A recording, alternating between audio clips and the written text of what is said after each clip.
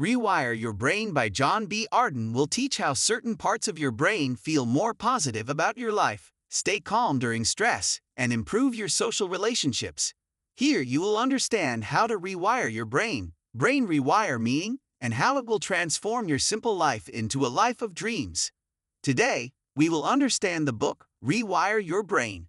Think Your Way to a Better Life, written by John B. Arden. Rewiring your brain will teach how certain parts of your brain feel more positive about your life, stay calm during stress, and improve your social relationships. We all think that we will also die with the mind we are born with, but in reality, our sense is not strong. It is just software made by experiences, so we can develop our minds and make necessary improvements in our life. Those parts of our brain activate. We learn how to do things that have become less active and calm the areas that have become hyperactive. Doing this lets you feel optimistic about your life and stay calm when stressed. And focus on the significant areas of your life. Chapter 1. Firing the right cells together. According to neuroscientific research, our brain constantly changes, even as new cells are made, and you can also turn your genes on or off with your behavior. This book will show you how to use neuroscience discoveries to feel calm and positive. To rewire your brain, you must first understand how your brain works. Your brain works in response to and in contact with the world around you. The brain weighs only 3 pounds, yet it is one of the most advanced parts of the body. It consists of 100 billion system cells, called neurons, and supporting cells. Neurons are assembled in parts of the brain called modules. For example, in the cortex, 4 lobes below the cortex form the module. Right brain people were said to be more creative and spiritual than people with left brain. There is a band of fibers in the brain called the corpus callosum. It works to connect distant neurons. A female's corpus callosum is denser than a male's. Due to this, the two hemispheres of the woman's brain work more and more together. The right hemisphere pays more attention to the context or essence of a situation.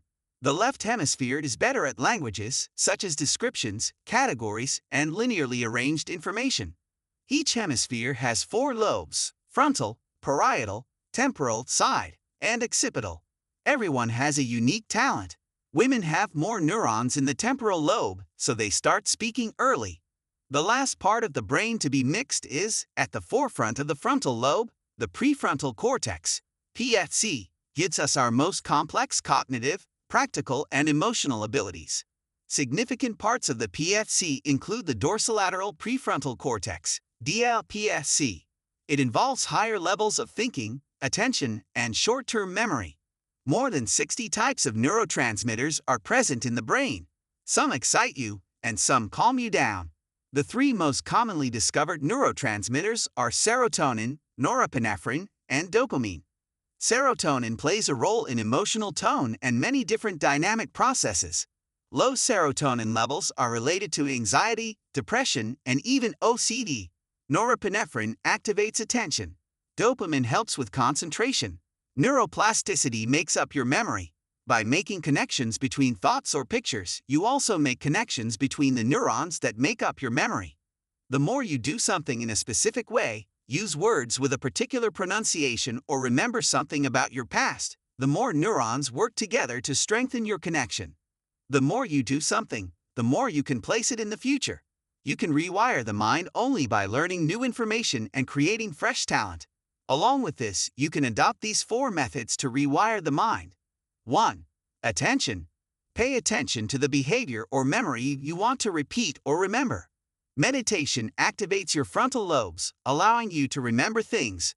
Remember, your brain cannot remember millions of things, so pay more attention to what you want to remember.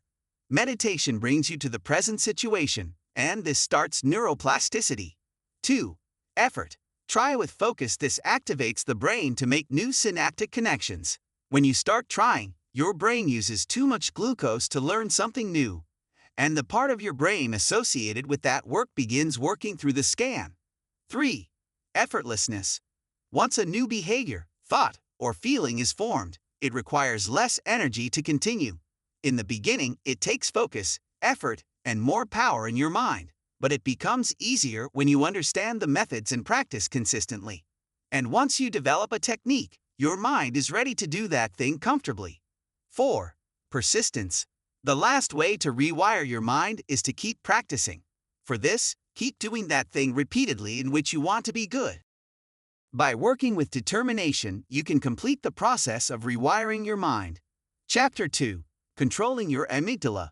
Many of us are unable to express our feelings or thoughts openly. Because of this, they are unable to understand their point. If you also have such a problem, you have to control your amygdala. To do this, you have to first focus on the pleasant aspect, and start with talking to people who like to listen to you. This can engage your frontal lobes, which will help rewire your brain. Now, adopt the 4 methods mentioned in Chapter 1 to rewire your brain/mind. Focus, effort, effortlessness, and determination. Practice speaking as much as you can. Eventually, you will be able to control the amygdala and overcome the fear of speaking in public. Also, use these methods to cope with your stress and anxiety. The amygdala can also threaten you if you fear, giving you dangerous diseases. It may also happen, so as soon as you feel like this, react to your feeling and do something else to change it. You have to find a middle way to deal with the stress. Do not try to run away from stress and anxiety. Organize it. Doing this can promote a healthy, valuable mind. When your heart rate is fast, you are under more stress. So slow down your breath. To learn to relax, create some new breathing habits. You can meditate on this. Face the fear instead of trying to avoid it. When you learn to face your fear, you can easily overcome your fear. Don't rely on negative things. Think positively, because how you feel can cause your emotional state. Negative thoughts always cause you to worry. Positive reviews make you happy. Chapter 3. Maintaining a positive mood. It can seem like a record if you have an old emotional foundation that keeps you feeling sad or angry. It can seem like a record. To change this, you have to stop thinking the way you were thinking before. At the same time, you must find ways to let go of that negative feeling. Rewire your mind to promote a positive mood. There are several ways that we will learn about in this chapter. 1. Positive mood. If you cannot easily stay in a positive mood, you can even restart your mind by pretending to be in a positive attitude to think that you are in a perfect mood. If possible, always keep a smile on your face. Pretending to be happy can also bring you a lot of benefits. Here's how it works. Our body's neural pathway connects the facial muscles, cranial nerves, subcortical regions, and cortex. So the information travels from the brain to the face, and you feel happy, and you are able to rewire your brain. 2. Light chemistry. To use this method, make the most of the natural light that comes during the day, so that you can help your brain chemistry to promote good feelings. Natural light refreshes you. Along with this, you can also take a tablet of vitamin D, which is necessary for your defense system. 3. Aerobic boosting. Research has shown that exercise is one of the easiest ways to promote neuroplasticity and neurogenesis. For now, just remember that when you combine training with changing the way you think, your mood can powerfully boost. 4. Creating narratives. Be yourself, the narrative of your life. Try your best to explain your life. It helps you understand your experience, and you can achieve positive emotions. 5. Positive thinking. You must keep the CBT target in your mind for positive thinking. By doing this, you can correct your lazy thoughts and also change your feelings. In CBT, you repair your cognitive distortions. If you're depressed, you're probably stuck with cognitive distortions or beliefs that promote negative moods. Cognitive distortions are polarized thinking, black and white, all or nothing, good or bad, unique or lousy thinking. Overgeneralization, concluding one's life by thinking about a bad incident at work. Personalization, taking what someone has said negatively. Mind reading, negatively assuming that you know what other people are thinking. Should and shouldn't, making strict and strict rules. Accident, understanding any event as a sign of a significant disaster or one on the way. Egg, oh no, a red light, I can't go now. Emotional reasoning, on how you feel, make an opinion. Pessimism, seeing negative consequences for most events. Such negative thinking affects your mood and makes you depressed. You can make your attitude positive by changing the way you think. Use this thinking to get your mind out of a negative attitude to rewire your brain successfully. Gray, thinking this way can help you counter negative and positive thinking. Just start thinking about all the expectations in between. Investigate it now, instead of just following your predetermined opinion. Include your statement and assumptions about the situation. Optimist. Treat every situation as an opportunity. Isolating. Disconnect yourself from repetitive negative beliefs. 3. Story links. Throughout history, people lived around storytellers. You may have read many books and enjoyed many movies. Stories are an essential part of our culture. You use stories to learn, teach, and pass the time. You can also associate stories with information you want to remember. 4. Link. It takes a little more time to build. To use this technique, create a list or group of words or concepts you need to remember. To use the link technique, link a viewed picture to something you want to remember. Now, use the memory system best suited for you. Remember that whatever memory system you use is flexible for you, and you can easily remember the things you try to remember. Also, practice using mnemonic devices so that you can get better at using them. Also, keep these things in mind to improve your memory. Eat a balanced diet. To have a balanced diet, include 1 complex carbohydrate, 1 fruit or 1 vegetable, and 1 protein in your diet. Get enough sleep. To utilize your total memory capacity, a calm and alert mind is needed.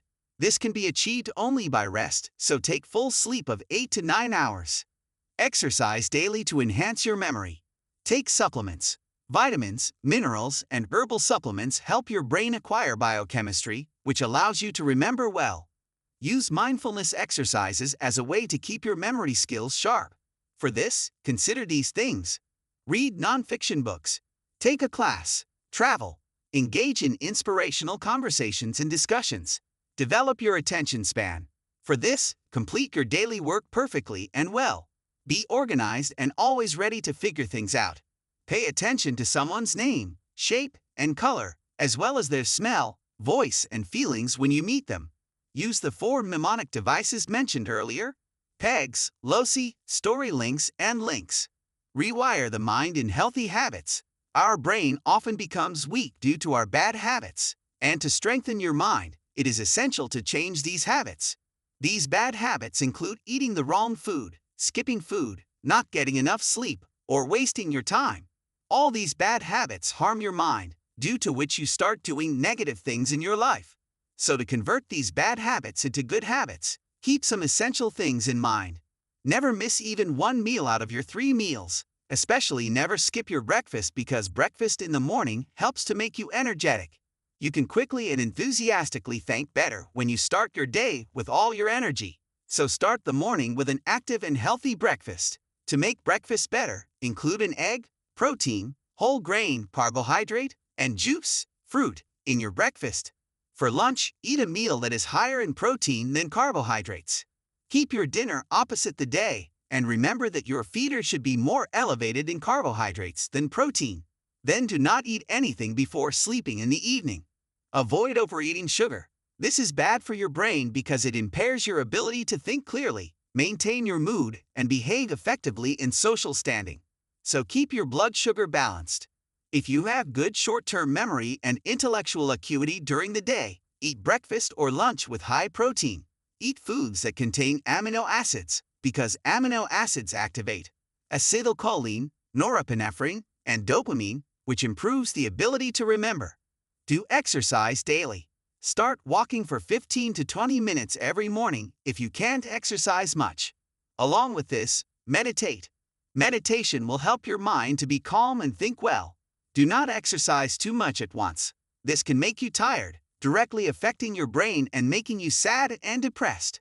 Bad sleeping habits can cause many diseases, and your brain can become very weak. To improve your sleeping habits and follow these instructions to create a healthier sleep pattern. Don't do anything in bed other than sleep and have sex. If you can't sleep, get up and go to another room. Don't try too hard to sleep. This will increase your stress. Avoid drinking too much fluid at night. Avoid bright light for at least a few hours before bedtime. Do not work on the computer till late evening. Avoid naps throughout the day. Rest can lead to a good night's sleep. Try to eat a light breakfast with complex carbohydrates before bedtime, but don't eat anything with sugar or salt. Avoid protein snacks at night, as protein inhibits serotonin synthesis and makes you alert. Exercise 3 to 6 hours before bedtime, and use earplugs or a white fan to avoid noise. Do not drink alcohol 5 hours before bedtime. Keep your body temperature cool. Don't cover yourself too much. Also, take care of all the essential things mentioned in the book and start working on rewiring your mind. Conclusion and review. From this book, we learned about how to rewire the brain, using which you can start a better life. You do the essential things in your life the way you think. Plus, your mind influences the most important aspects of your life. This means your thinking, good or terrible, depends on your mind, and it is essential to have a solid reason to think well. So use the methods mentioned in the book to achieve a strong sense and improve your life. I hope you have understood this book well, and you will use the methods mentioned in the text in your life. As someone who has struggled with anxiety and depression for years, I was always looking for ways to overcome my negative thought patterns and improve my mental well-being. This book gave me the tools and knowledge I needed to make significant changes in my life.